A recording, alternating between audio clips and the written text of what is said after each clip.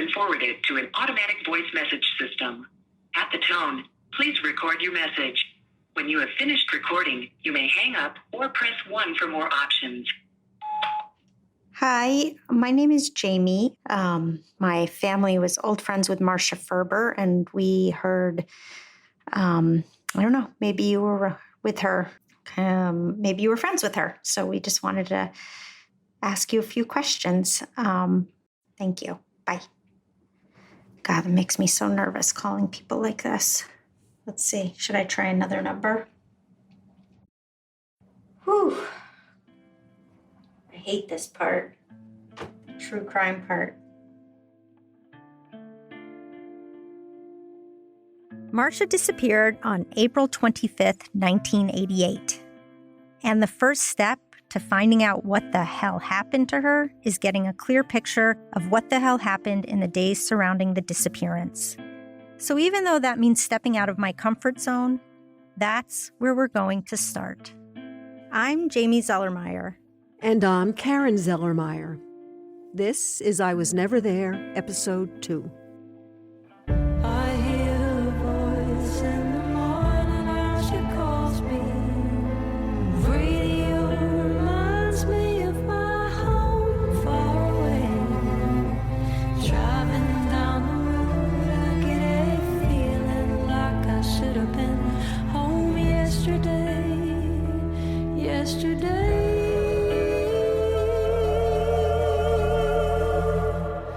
Country roads, take me home. Country roads. The last time I saw Marsha was April 5th, 1988. At the time, the kids and I were living on the Lower East Side in New York City. She was living in Morgantown.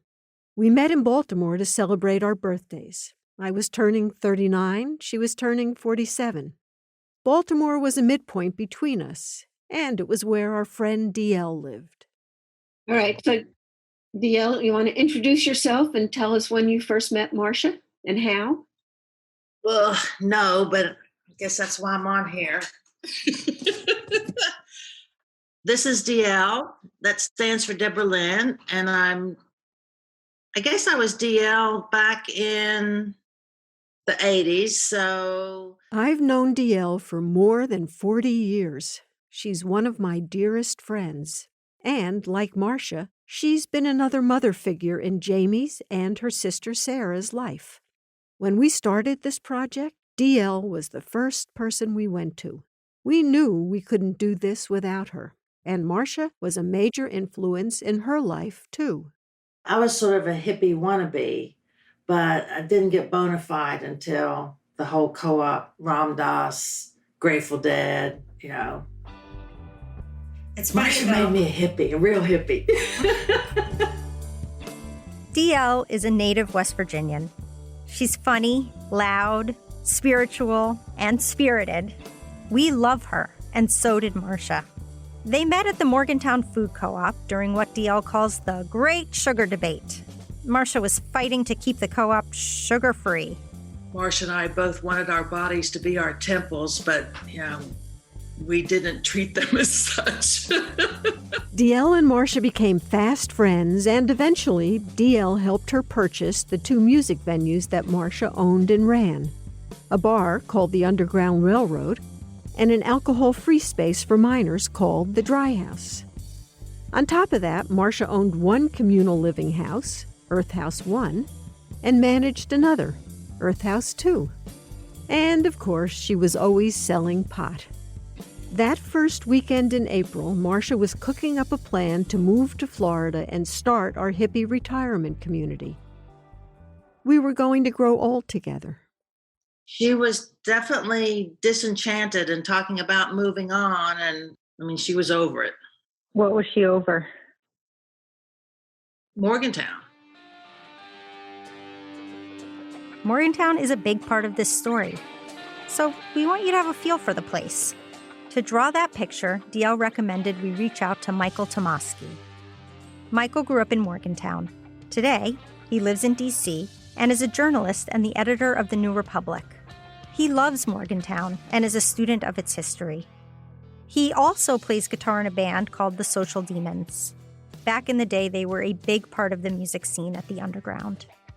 Can you give us like a physical description of Morgantown? Sure. Let's see. That's a fun assignment.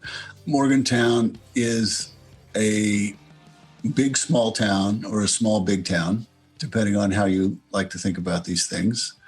And it sits along the river that flows north to Pittsburgh. Not many rivers flow north. And it's very hilly, and it's very defined by its topography and geography, and was very insular, like a lot of other places in West Virginia, until they finally started building interstate highways, which didn't happen there until the 1970s.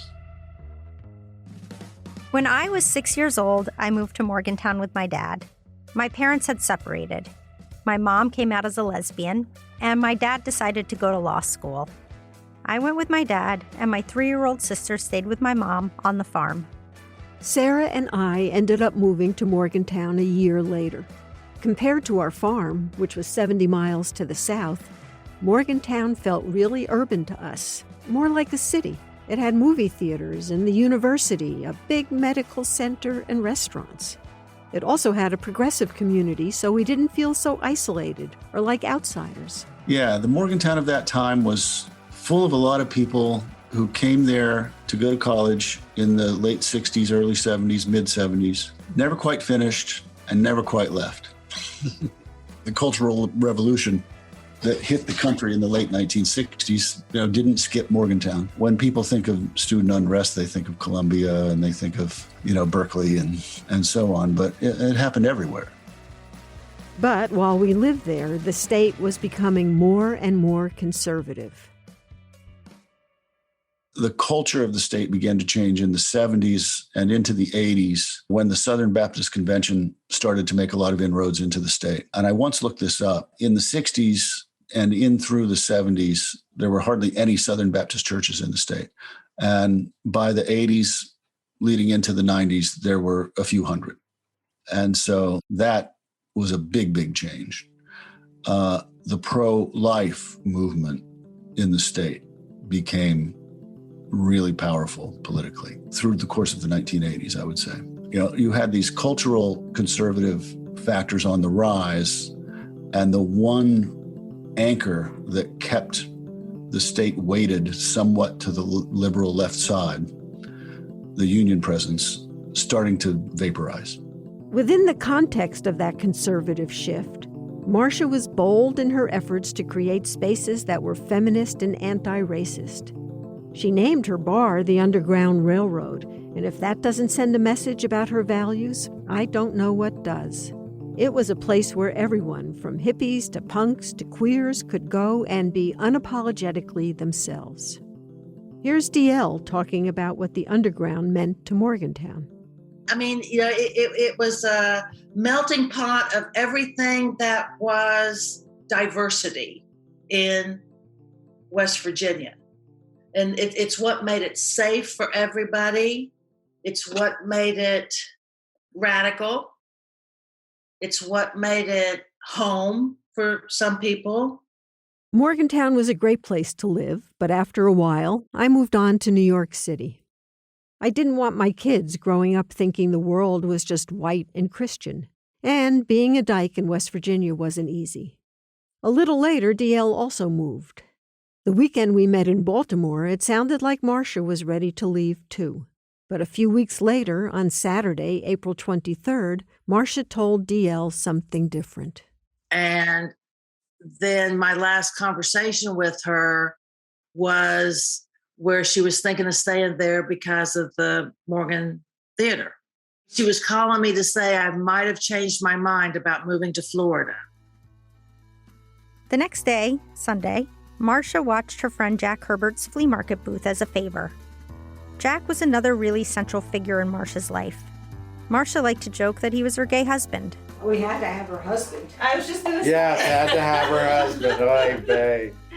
Jack and Marsha were like carbon copies. Describe Marsha. She looked like me, only she was a woman. When Marsha met Jack, he was living in his car. in a parking lot next to the underground. Marsha owned the whole building, so when the apartment underneath hers became available, she told Jack, just move in here. Did she charge you rent? Did you pay rent? Hell no. No, you didn't pay rent at the end. No. So that Sunday, Marsha was watching Jack's space at the flea market while he went to New York City for the weekend. Sotheby's auction house was going to be open on a Sunday because it was the final day of Andy Warhol's auction. Well, I wanted to go to that auction. So I asked Marsha if she would watch my space at the flea market for that Sunday. And I came home, she wasn't here. And that's the day that was the day she disappeared. So the 25th was on a Monday. So it would have been the 24th was the Auction. Yeah. And I came home Monday. And she was gone. And she was gone. Right. Yeah, she was gone. And on Monday, she saw Michelle. Michelle Wolford was the manager of the Dry House. She also helped book musical acts for the Underground. She died in 2016, so we didn't get to speak with her. But fortunately, our friend Larry interviewed her prior to her death. Marsha's bars became Michelle's life. Initially, it was a job. I needed a job. It was work, and it became home. I mean, it wasn't any idealistic thing that brought me here. It just became that. Many days, Michelle would start work in the office on the floor above the bar at 9 a.m. and stay until 3 a.m. the next day. On that Monday morning, Marsha came downstairs to work. She said, "Hey, I want to take the afternoon off." Is that all right? I said, "Yeah, you're not doing anything anyway." And that's the last time I saw her. According to Michelle, Marsha left on Monday afternoon around 1 o'clock. On Tuesday morning, no one had heard from her. But that wasn't necessarily out of the ordinary. I don't remember thinking the next morning, "Oh my God, where is she?" I mean, I don't, until her friends started calling me, asking me if I knew where she was. It was not apparent to me that she had disappeared. She just wasn't at work.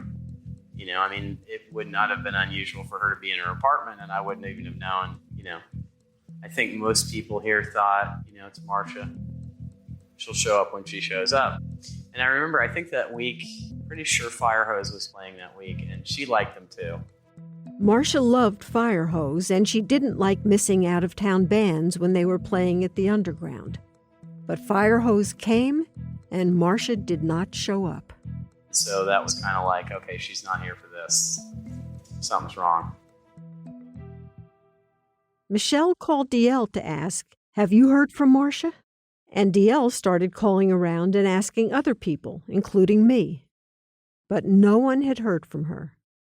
So now DL's starting to get really worried, and she drives to Morgantown. There was a point where I just felt numb, where I thought she really is gone. I sat on some little bench and just kind of froze.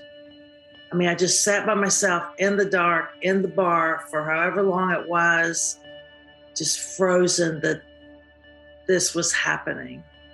And the biggest concern was, do we get the police involved? It was a tough call.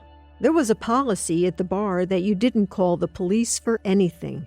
They often only escalated the situation. The decision was further complicated by the fact that some people thought Marsha was really missing and the police needed to know, while others thought that she had just left and nothing needed to be done. Like Jack. Marsha had told me, and I don't remember the time element, maybe 2 months, 3 months before that I might come home and be able to tell that she had just left. And left everything open, and everything would be she just left. And just to watch out for that. But she said she would be gone. This, or yes. you would surmise this? No, she told me that. And she said she would be gone for a week or two at the most. And when she got home, she would have enough money with her to make us all comfortable for the rest of our lives. That's what you Yeah. assumed happened, though, when you came home. Yeah, it was that, she's doing her thing. Yeah. And Jack had reasons to believe that. She had money under her waterbed. Oh, she had a waterbed. Yeah, she had a waterbed. waterbed. And then that's what got me was, that's what kind of told me that it wasn't a unplanned event that her being missing happened. It takes a couple days to empty a waterbed with a garden hose. You're saying she emptied her waterbed and put money in the waterbed. No, she would put her $100 bills under her mattress But you have to empty the waterbed to do to that. get it out. Oh, I see, because you can't lift up the bed. But that's the only thing I know is the bed was not stabbed. So she was not pulled or forced out of her environment. She chose. She chose to leave. She knew she was leaving. Then 6 days passed with still no word from Marsha. So Michelle took action. I think DL and possibly Jack Herbert and I went to the Morgantown Police Department. So we went down and talked to Detective Ralph Boyce, and he asked us about her movements, her habits, her friends, do we have any idea where she would have gone? And basically all that I remember is just thinking, her backpack is here, her makeup is here, her car keys are here, her car is here. I don't know what to tell you, buddy. She's not here. All those things should have been with her. Her leather jacket, those were all things that she would have taken with her. So the police had already talked to the man whose name I cannot recall, who Marsha had left with that afternoon. He was in the office with her when she asked me if she could take the afternoon off. And Detective Boyce had information from him that he had dropped Marsha off at her apartment door. Michelle's talking about Gary Perkins. My mom and her friends figured out pretty quickly that Marsha had spent Monday afternoon with Gary. But none of them really knew him. What they did know was that Marsha had met him in the early 80s at the Kennedy Center, a minimum security men's prison in Morgantown. Gary was an inmate, he had gotten busted for dealing cocaine, and Marsha was volunteering there with Jewish prisoners. As far as we know, Gary was the last person to see Marsha. And we knew where he was, and there were some machismo people within this that they would have gone rough and up type of thing, versus people who were being very nonchalant or, there's nothing wrong, she'll be back, you all are worried about nothing. So there was a lot of disagreement on both what was going on and how we should address it. They never ended up talking to Gary, but we wanted to. We wanted to know where Gary went with Marsha, who else they saw, what they did together. But first, we had to track Gary down.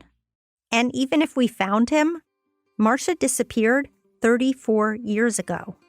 Asking anyone to remember exactly what they did on a specific day that long ago seems ridiculous. Sometimes it's hard for me to remember exactly what I did last week. We really needed someone who could help. Lucky for us, we found PJ Scott, Morgantown's Deputy Chief of Police. Hi, how are you doing? Good. It's been a while since we've seen each other. We talk every week now. Yeah. BFFs, huh? Come on, PJ, we're going to solve this thing. That'd be awesome. PJ is a Morgantown local. He's known about this case since he was a teenager. And so how did you become familiar with the Marsha Ferber case?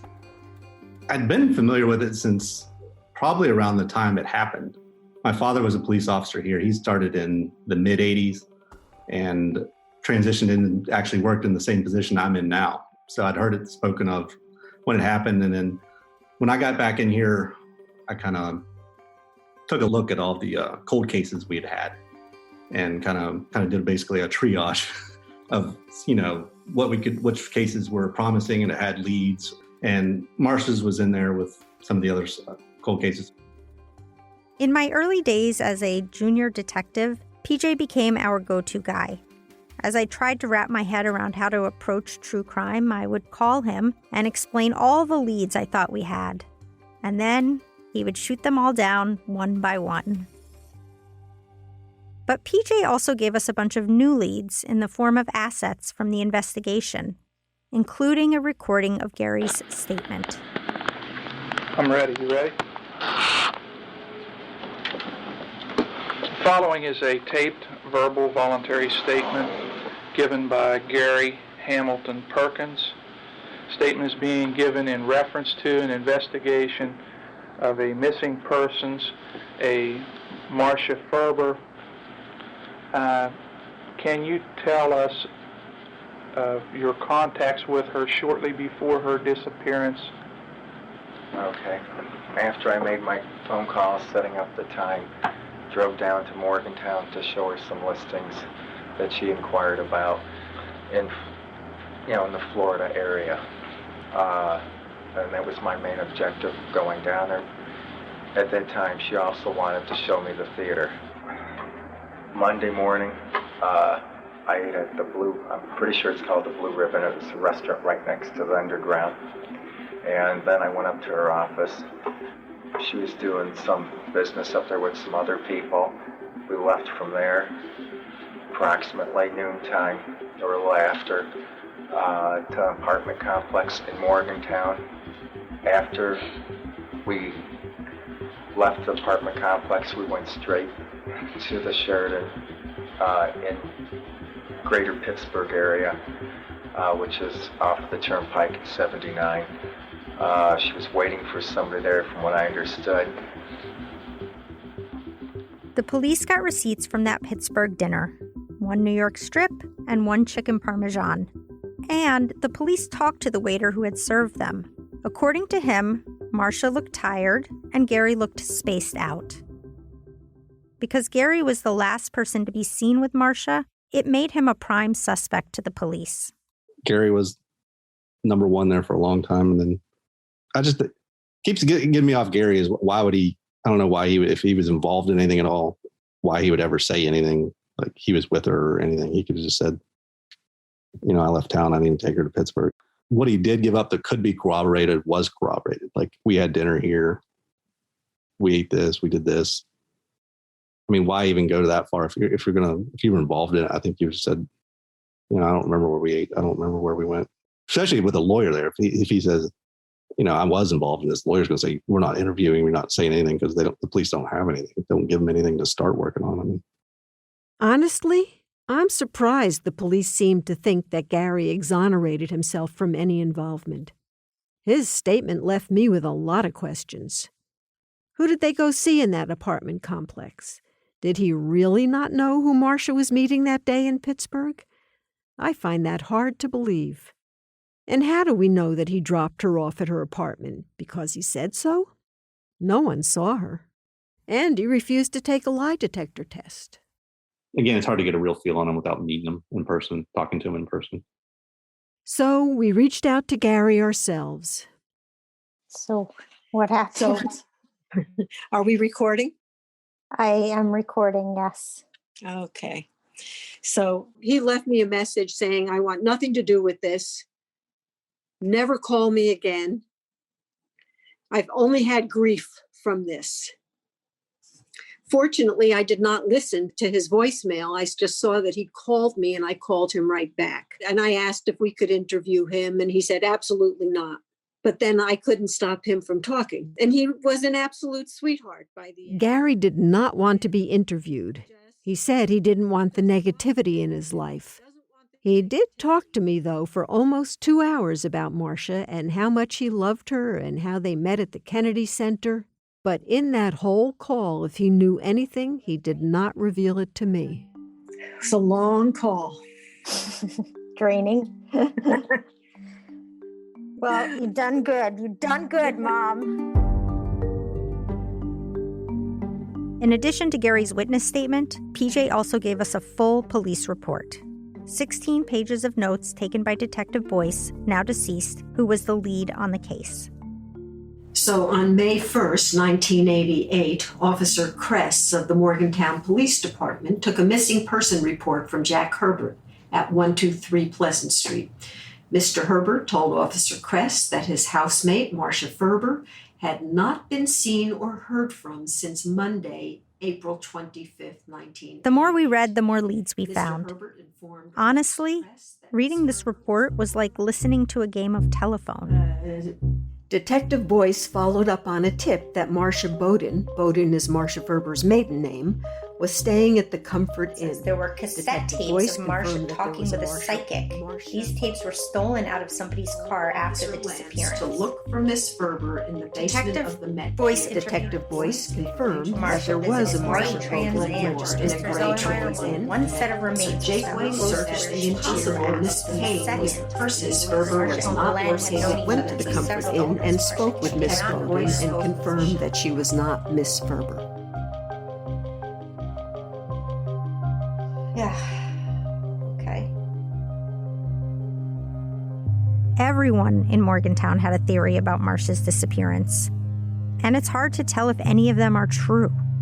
The police were talking to the people in Marsha's circle, many of whom either sold drugs or used them. They had pretty good reason not to tell the police the entire truth. But there is one other person who emerges as a prime suspect. D.L. Hamilton advised Detective Boyce that $5,000 was transferred from the Randy Williams Underground Railroad checking account into a savings account on April 4th, and that the transaction was not reflected in the checkbook which Miss Ferber kept. Randy Williams was Marsha's boyfriend for 5 years and was her business partner at the Underground. He and Marsha had been going through a rough breakup. He was part of the reason that Marsha was thinking about moving on from Morgantown. A few weeks before Marsha's disappearance, Randy had moved $5,000 from the Underground savings account into a savings account in his name. And then, on April 27th, 2 days after Marsha's disappearance, he redeposited $1,500 of it into the Underground account to cover the mortgage. The police found these actions suspicious. Detective Boyce contacted Randy Williams and set up an interview for the following day, June 1st.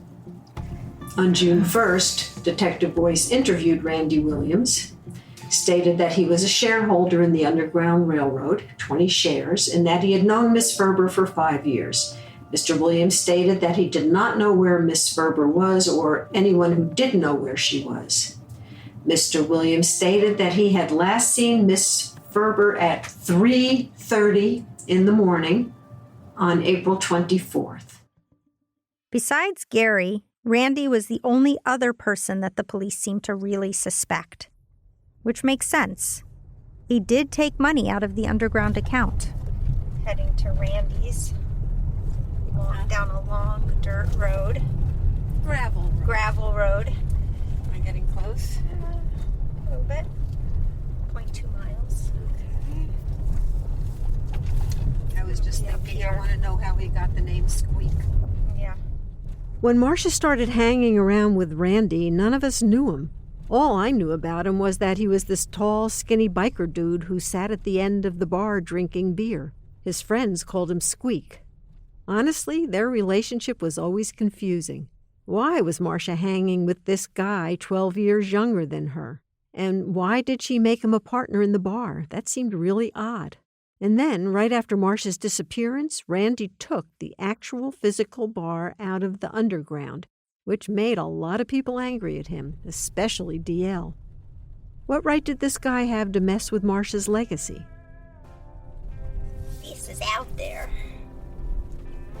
Oh boy. Red house. Motorcycle. There's A hog. There's Squeak. There's Squeak. Hello. When I met Randy again after all these years, I realized he's a really nice guy. Sort of shy, humble, quiet, and an artist. I have a very important question before we get into anything. Where's the nickname Squeak come from? When I was in the Boy Scouts, when I was 11, and my voice was changing. Is that right? And it's hung all these years? I love that. So maybe we could start a little bit at the beginning just to get that beginning story, because it is such a great story. Yeah, The pickup. the pickup line. Yeah, it was out in front of what was to become the Underground Railroad, but she hadn't taken over quite yet. She's in the process. And my bike was parked there. She said, "Nice motorcycle." And that did it, and our relationship started. Randy explained why he had taken the money from the account.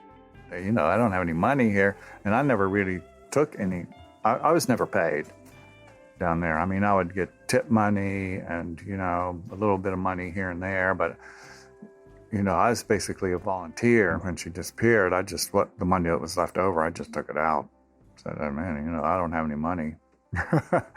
Right. I did put, I think, the next month's rent back in. Yeah, I was feeling guilty. It's like, well, I better put some money back in there, And he also explained why he took the bar from the underground.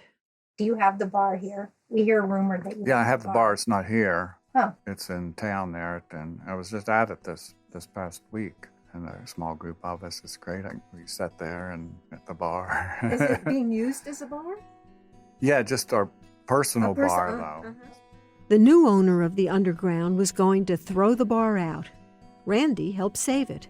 He put it in his garage along with photos of Marsha and other underground memorabilia, so that now a part of the bar lives on. He's got this space where people can come and sit and drink and remember Marsha. Oh, so that's fun. Yeah, it is fun. How does it feel when you're sitting there? It feels great.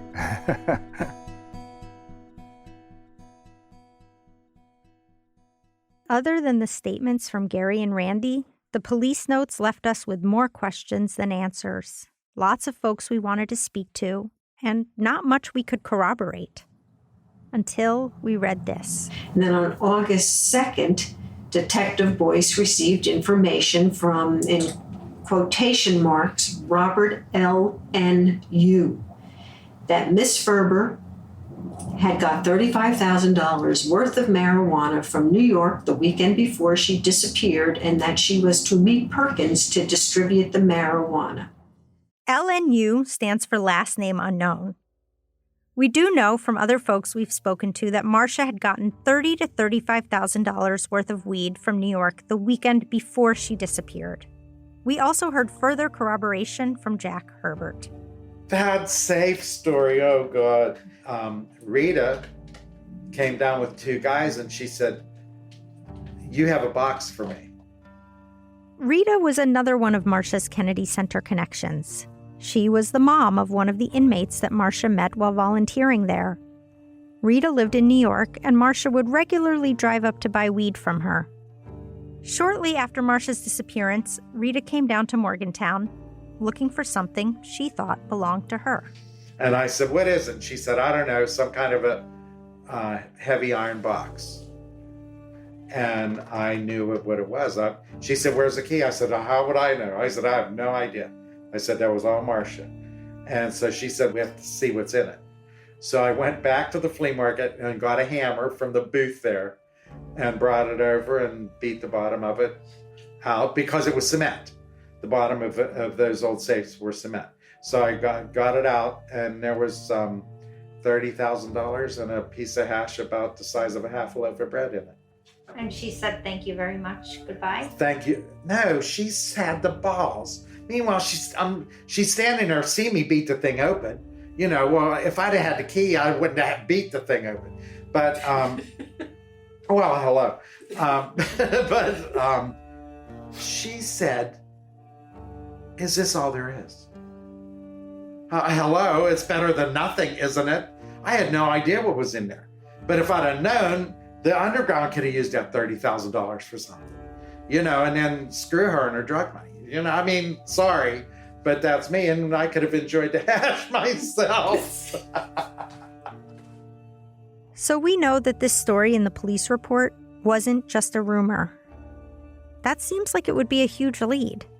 But as far as we know, the police never followed up on it. To our knowledge, they didn't ask Gary or anyone else about it. It's one of the few times that drugs are mentioned in the report. Okay, I'm recording. Another Saturday exciting morning. It's my anniversary. Here I am. All right. So, James, what do you think of the police report? The police reporting was shoddy. I mean, it was weak and it kind of feels like stereotypical small town police reporting. We know she was selling drugs. I mean, we knew her. Gary Perkins had a record. There's very little surprises, but the surprising thing is that on paper, the police knew nothing of it. So either they were really naive or they really didn't know what the fuck they were doing. Or they didn't want to get involved with these people. Or she was working with the police. Or she was just like a cute little Jewish woman and nobody wanted to bother her. Right. I think that was Marsha's theory why she would always be safe, right? Who would want to bother me? Marsha's drug business wasn't a big part of the police investigation, but it's a big part of ours. And the more we talk to people, the bigger the connection becomes. I would say, given my hesitancy of going to the police, I was simply relieved that it was not a part of the investigation. And what do you think now? Well, now I don't even know what to believe.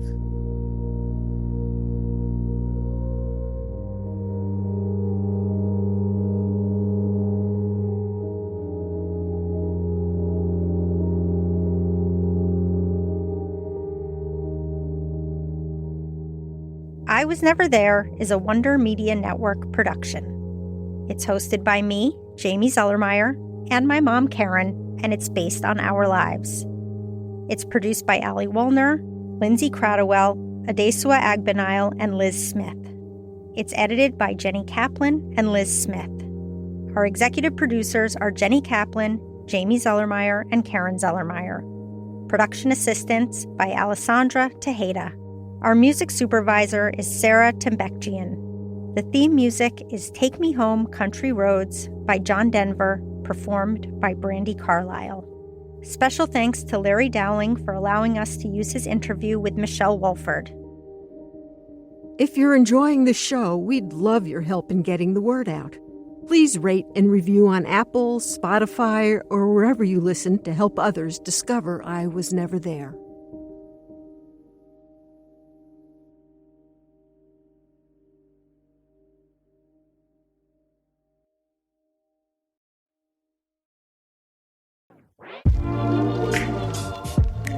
The Supreme Court has done the unthinkable, repealing the landmark Roe v. Wade decision and stripping Americans of a fundamental right, abortion access. I'm Kate Kelly, the co-host of the podcast Ordinary Equality, alongside Jamia Wilson. On the newest season of Ordinary Equality, we ask, what now? What does resisting bans and seeking care look like in a world without federal protection of abortion access? How can we build community and support the most vulnerable? How are abortion providers in states where abortion was already severely restricted working around the system? Each episode will feature one story around one theme, often in one state, zooming in rather than zooming out. Tune in to Ordinary Equality wherever you get your podcasts.